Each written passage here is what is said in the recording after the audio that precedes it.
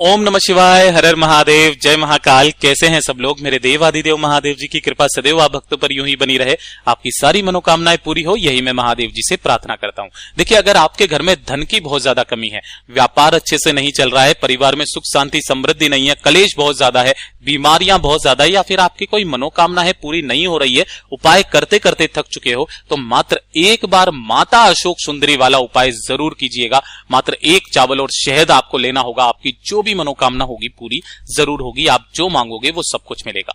पूज्य गुरुजी की कथा से सुनकर के और समझ करके पूरे उपाय को बड़े ही विस्तार से बताऊंगा, परंतु उससे पहले आप सबसे एक छोटी सी गुजारिश करूंगा कि जो लोग पहली बार आए हैं, चैनल को सब्सक्राइब जरूर कीजिएगा और वीडियो को लाइक करके महादेव जी का कोई सा भी प्यारा नाम कमेंट बॉक्स में लिखना मत भूलिएगा। इस पूरे वीडियो के अंदर हम लोग 3 महा उपायों के बारे में बात करेंगे, जिसमें पहला उपाय आपके धन और व्यापार को लेकर के होगा, दूसरा उपाय आपके घर में कलेश सुख शांति समृद्धि बीमारी को लेकर के होगा, तीसरा आपकी बड़ी से बड़ी मनोकामना पूर्ति को सिद्ध करेगा। ठीक है, सबसे पहले बात कर लेते हैं पहले वाले उपाय की तरफ कि अगर आपके घर में धन संपदा नहीं बढ़ रही है ना, पर व्यापार अच्छे से नहीं चल रहा है, पैसा कहीं से भी नहीं आ रहा है, पैसे की बहुत ज्यादा मारामारी चल रही है, तो मात्र छोटा सा उपाय कीजिएगा। किस दिन करना है, कैसे करना है, पूरा सब कुछ बताऊंगा, ध्यान से सुनिएगा। सबसे पहले आपको चाहिए होंगी 11 बेलपत्र, है ना। इस वाले उपाय में आपको कितनी चाहिए? 11 बेलपत्र, जो कहीं से भी खंडित टूटी फूटी ना हो। नहीं मिलती है तो आप शिवलिंग से उठा लेना, उन्हें धो करके काम में ले सकते हो, लेकिन आपको खंडित नहीं लेनी है।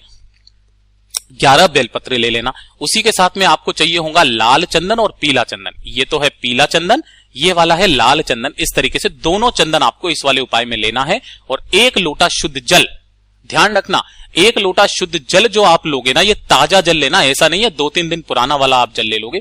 तांबे के लोटे में ही आपको जल लेना है, ठीक है। और लेकर के पहुंच जाना मेरे देव आदिदेव महादेव जी के मंदिर शिवलिंग के पास, उत्तर दिशा यानी कि नॉर्थ डायरेक्शन की तरफ मुंह करके आपको यहां पर बैठ जाना है आराम से। अब ध्यान से सुनिएगा, इस वाले उपाय को करने का जो नियम बताया गुरुदेव ने कि अगर किसी भी महीने की कोई सी भी अष्टमी आ जाए उस दिन आप कर लेना। अष्टमी को नहीं कर पाए तो सोमवार के दिन या सोमवार की अष्टमी के दिन इस उपाय को करना। तीसरा जो बताया, एकादशी और प्रदोष के दिन करना, एकादशी और प्रदोष के दिन करना।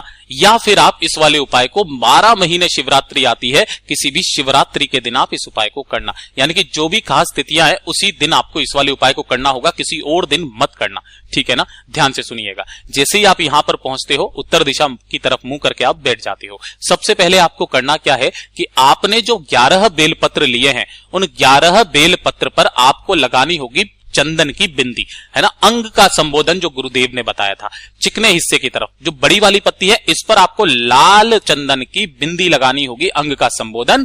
और जो दोनों पत्तियां बची है उस पर आपको पीले चंदन की, है ना, पीले चंदन की यहां पर एक एक बिंदी लगा देना, दोनों पर चिकने हिस्से की तरफ। और इसी तरीके से आपको पूरी की पूरी 11 बेलपत्रियों पर लगा देना है। अब ध्यान रखना, माता अशोक सुंदरी का जो स्थान होता है शिवलिंग पर, वो होता है ये वाला स्थान जो मैंने गोले में बनाया है। यहां पर आपको एक साथ समर्पित नहीं करनी है, ओम नमः शिवाय मंत्र का स्मरण करते हुए एक एक करके आपको यहां पर बेलपत्र समर्पित करना है। समर्पित करने का नियम ध्यान रखना, जिधर आपने चंदन की बिंदी लगाई है वो हिस्सा नीचे की तरफ रहेगा, पत्ती रहेगी आपकी बड़ी वाली पत्ती शिवलिंग के तरफ और डंडी रहेगी जलाधारी की तरफ। एक के बाद एक आपको एक के ऊपर एक के ऊपर एक इस तरीके से समर्पित करते जाना है लगातार, ओम नमः शिवाय मंत्र का स्मरण करते हुए।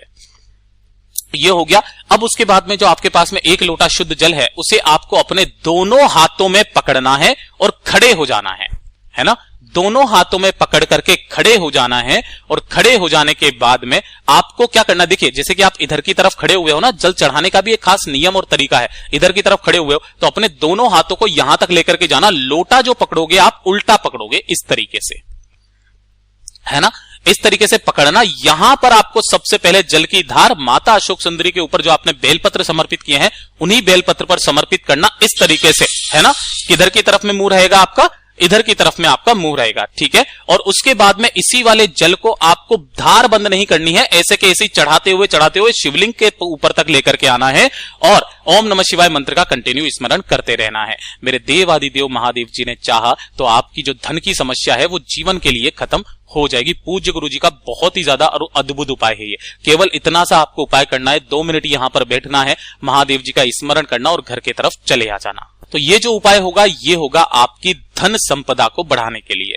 अब बात कर लेते हैं दूसरे वाले उपाय की तरफ कि अगर आपके घर में सुख शांति समृद्धि नहीं है, सुख शांति नहीं है ना, बीमारियां बहुत ज्यादा है आपके घर में, ठीक है। इसी के अलावा क्लेश बहुत ज्यादा होता है, पति पत्नी के बीच में नहीं बनती है, माता पिता के बीच में नहीं बनती है, सास बहू के बीच में नहीं बनती है, बाप बेटे के बीच में नहीं बनती है ना, तो अपने घर में सुख शांति समृद्धि, अगर बहुत ज्यादा दुख है कष्ट है तो इस वाले उपाय को करना। इस वाले उपाय को करने के लिए आपको मात्र एक बेलपत्र चाहिए होगा जो कहीं से भी खंडित ना हो। थोड़ा सा लेना होगा आपको शहद। क्या लेना होगा? थोड़ा सा लेना आपको शहद, ठीक है। और आपको गिन करके लेने होंगे 7 चावल के दाने, 7 चावल जो कहीं से भी खंडित ना हो, यानी कि अक्षत आपको लेने हैं, ठीक है ना। 1 लोटा शुद्ध जल ले लेना और इसे लेकर के पहुंचना कहां पर? महादेव जी के मंदिर शिवलिंग के पास। इस वाले उपाय को भी आप किसी भी खास तिथि के दिन कर सकते हो अपनी मनोकामना कह करके। अब जैसे ही आप यहां पर पहुंचोगे, उत्तर दिशा यानी कि नॉर्थ डायरेक्शन की तरफ मुंह करके आपको बैठ जाना है। सबसे पहले आपको करना क्या है, ध्यान से सुनिएगा। जो आपने एक बेलपत्र लिया है ना, इस एक बेलपत्र की तीनों पत्तियों पर आपको चिकने हिस्से की तरफ क्या लगाना है? शहद लगाना है। यहां पर लगाना है आपको शहद, ठीक है।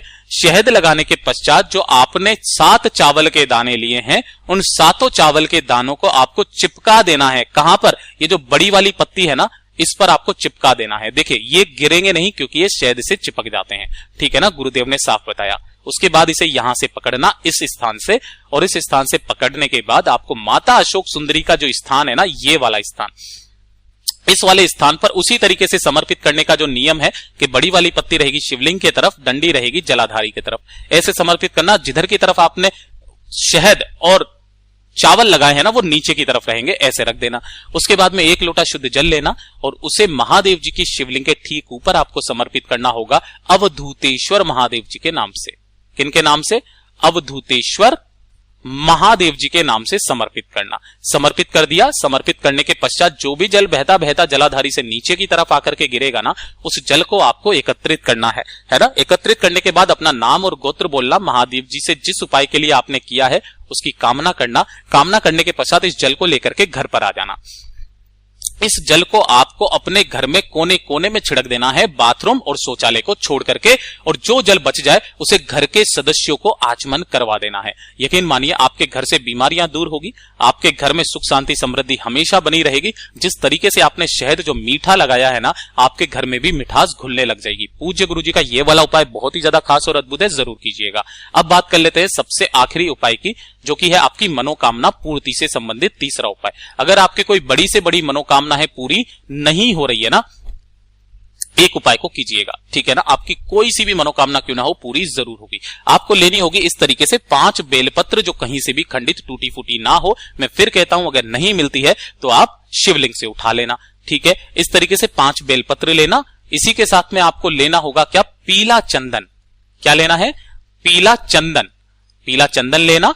पीला चंदन के साथ में आपको लेना होगा थोड़ा सा गाय माता का घी, है ना, गाय का घी लेना, ठीक है। और 1 लोटा शुद्ध जल लेकर के पहुंच जाना देवादिदेव महादेव जी के मंदिर शिवलिंग के पास। जल ले लिया, लेकिन ध्यान रखना जल जो लोगे ताजा जल लेना, तांबे के लोटे में ही लेना।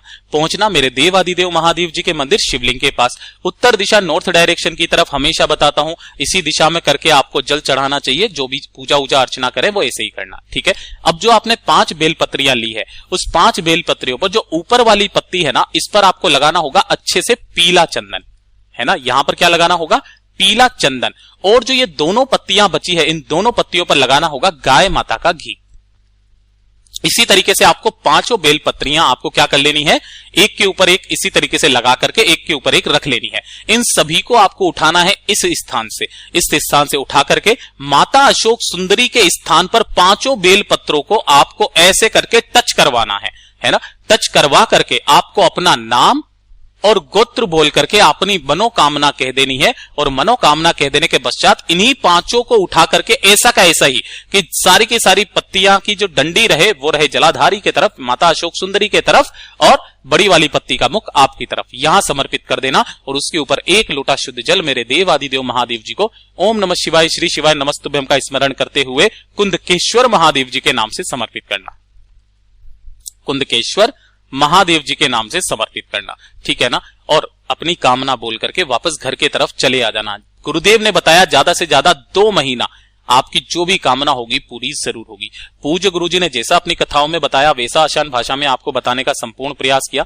वीडियो अगर पसंद आया हो तो लाइक जरूर करना, चैनल को सब्सक्राइब जरूर कीजिएगा।